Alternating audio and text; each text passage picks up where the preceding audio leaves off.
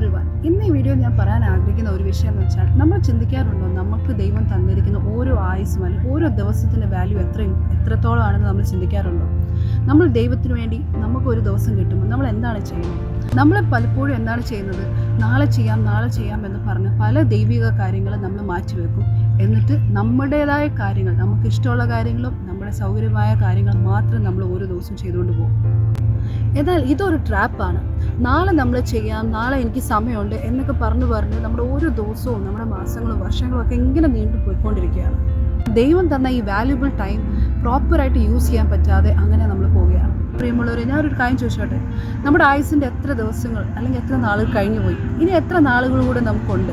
രണ്ട് ചോയ്സാണ് നമ്മുടെ മുമ്പിലുള്ളത്. ഒന്നാമത്തെ ചോയ്സ് എന്ന് പറഞ്ഞാൽ, ഇന്ന് തന്നെ ദൈവകരത്തിൽ നമ്മളെ തന്നെ പൂർണ്ണമായി സമർപ്പിച്ച് ദൈവത്തിൻ്റെ സന്നിധി തിരിച്ചു വന്ന് ദൈവം നമ്മളെക്കുറിച്ച് ആഗ്രഹിക്കുന്ന എന്താണ് അത് മനസ്സിലാക്കി അത് ചെയ്യാൻ ഒരു സ്റ്റെപ്പ് എടുക്കുക, ഒരു നിർണ്ണയം എടുത്ത് അത് സ്റ്റാർട്ട് ചെയ്യുക.